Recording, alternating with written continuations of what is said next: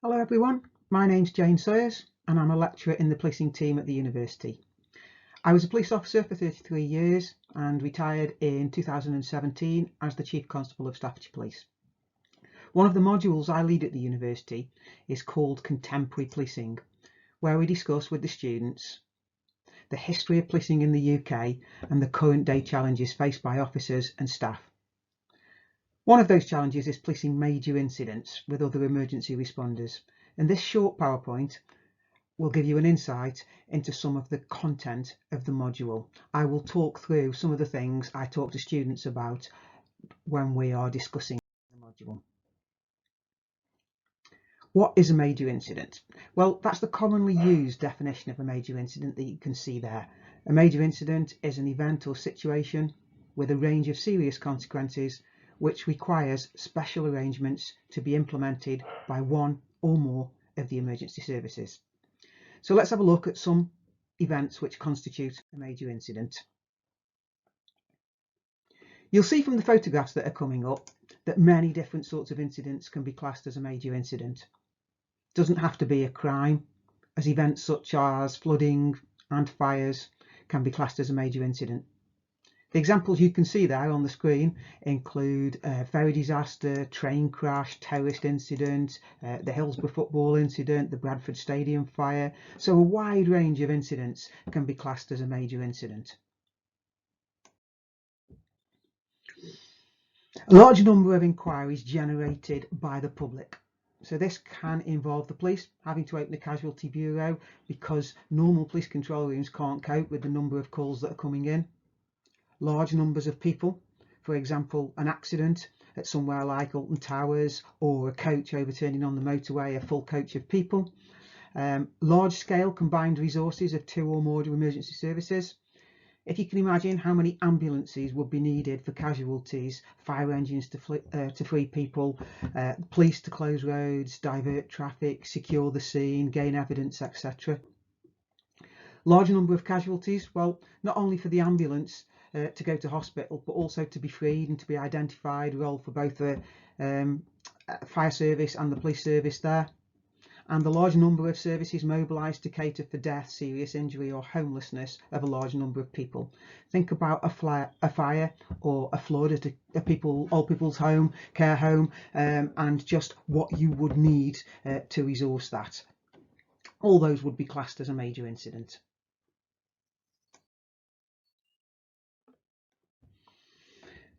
"15 years ago, 4 suicide bombers with rucksacks full of explosives attacked central London, killing 52 people and injuring hundreds more. It was the worst single terrorist attack at the time on British soil. Those terrorists detonated 4 devices, 3 on the London Underground and 1 on a double-decker bus. Many of our students will be unaware of those events. Some of the students are a lot younger, and therefore to give them some context at this point I would play a short video of the devastation created by the London bombings to help them to understand the difficulties experienced by the emergency services during what was a major incident. Another example, and even older, is the Lockerbie incident of the 21st of December 1988. So Pan Am Flight 103, which was a regularly scheduled Pan Am transatlantic flight from Frankfurt to Detroit that went via London and New York. On the 21st of December, that aircraft was operating on the transatlantic leg and was destroyed by a bomb, killing all 243 passengers on board the flight and 16 crew in what became known as the Lockerbie bombings. Large sections of the aircraft crashed into residential streets in Lockerbie in Scotland, killing 11 people on the ground, with a total of 270 people killed. It's the deadliest terror attack in the history of the United Kingdom. Again, here I would show the students a short clip to help their understanding of some of the difficulties faced by the emergency services at a scene like this one.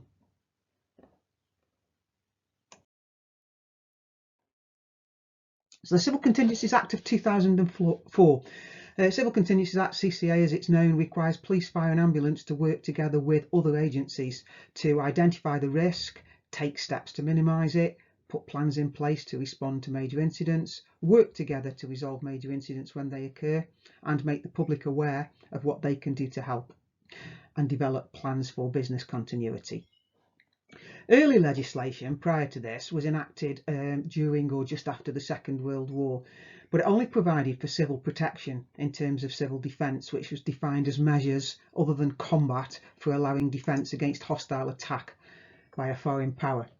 The Civil Contingencies Act of 2004 broadens the number of bodies which have a duty in relation to such emergencies and provides legislation. The previous legislation only provided local authorities, police and certain fire authorities, and hadn't seen amendments for many years. They were deemed not able to cope in the event of domestic threats to services, such as there was fuel protests in 2000, a big event, natural threats like the mass flooding also of 2000 and the outbreak of foot and mouth in 2001. In the wake of these three events, the then Deputy Prime Minister, at the time it was John Prescott, announced a formal review into emergency services planning. The review included a public consultation exercise which generally supported the government's conclusion that legislation that existed at the time was no longer adequate and that new legislation was required. That's how the Civil Contingencies Act of 2004 came about. Local resilience forums are multi-agency partnerships. Examples of some of that multi-agency partnership, those who might be involved, you can see on the screen there. You might have heard about them more recently because they've played a significant role during the COVID-19 pandemic. LRFs, as they're known, were created by that Civil Contingencies Act of 2004. They're not legal entities and they don't have any powers to direct members, but the Civil Contingencies Act does provide that responders through the forum have a collective responsibility to plan, prepare and communicate in a multi-agency environment. A total of 42 LRFs were established across the country and serve communities defined by the boundaries of police force areas. There's 43 police force areas and 42 of them have an LRF. There are slightly different arrangements in London. Responders are grouped into Category 1 and Category 2 responses.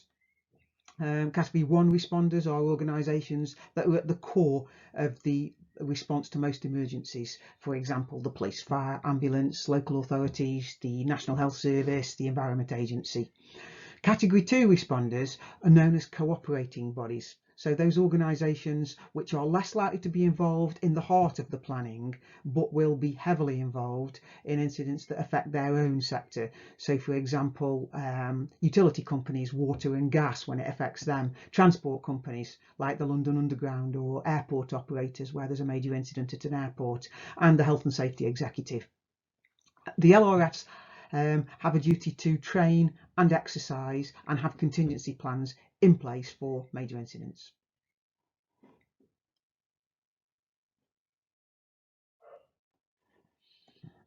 And in the event of a major incident, it's important to have established and recognised command and control arrangements in place.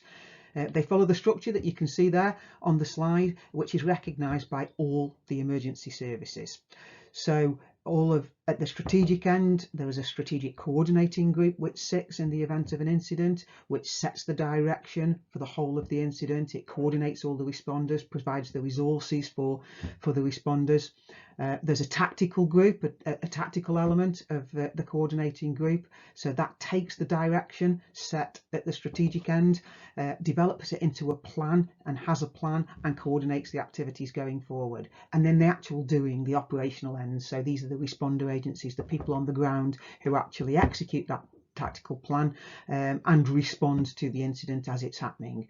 Those are the command and control arrangements understood by all of the emergency services, known in police speak and other speak as the gold, silver and bronze: strategic, tactical and operational.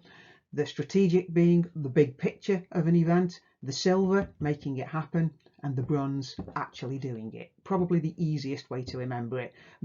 Gold, the big picture; silver making it happen; bronze, the doing. In times of emergency, the blue light services of ambulance, police and fire have to be able to work together effectively and seamlessly to contain and respond to crisis, protect the public and save lives.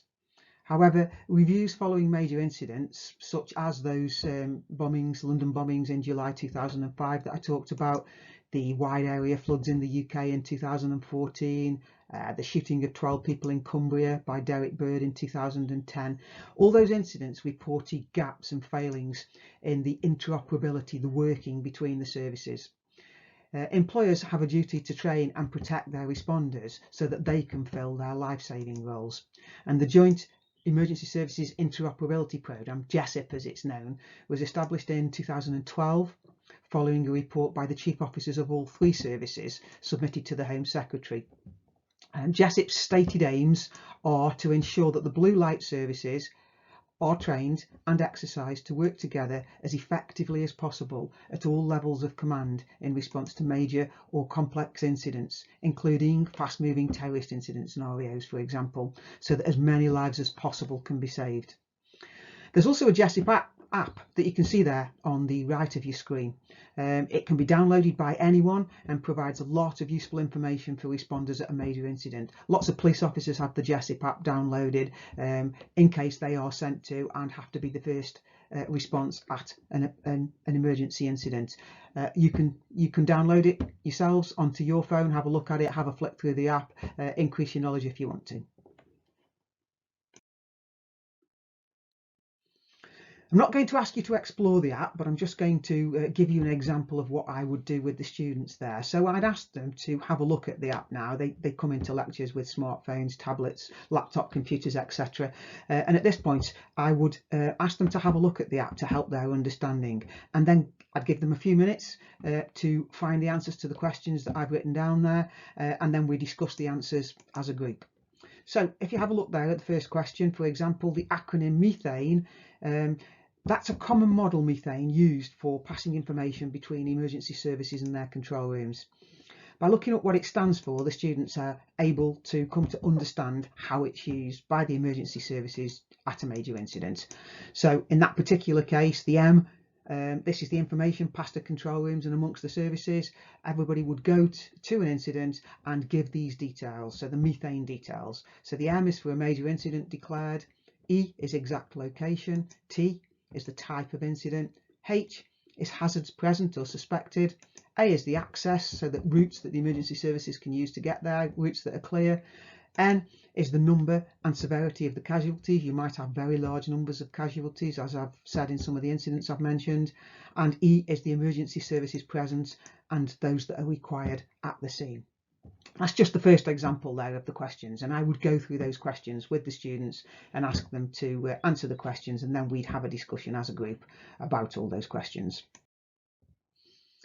Because of the difficulties previously experienced by the three services using different languages, acronyms, JESIP's got 5 main principles which all the services have agreed to and all understand. So co-locate was the first one. That is that this emergency services will co-locate with people in charge, the commanders, as soon as possible at a single, safe and easily identified location near the scene, so that they're able to talk to each other in person, all co-located together. Communicate was the second, so they communicate clearly using plain English between the emergency services. Coordinate by agreeing the lead service, depending on the incident, either police, fire or ambulance could be the lead agency, and they agree which of the agencies is going to take the major lead in each incident. Then identify the priorities, the resources, capabilities needed for an effective response, and include the timings of future meetings so they all come back together at the same time. Jointly understanding the risk. This is to jointly understand the risk shared by sharing information about the likelihood and potential impact of the threats and hazards, and to agree any potential control measures that are necessary. And finally, a shared situational awareness, so that one of the services doesn't have more awareness of a particular incident than another. So shared awareness established using methane, which I've just described to you, and a joint decision model, again something that's agreed by all of the services. So that's a short section of a presentation, a lecture that I would give. I would include the students in, talk to them, show them some clips, ask them some questions, and we'd discuss. If you would like to know any further, all my contact details are there. Please don't hesitate to contact me if you'd either like to learn more or you've got any questions about the course. Thank you very much for listening.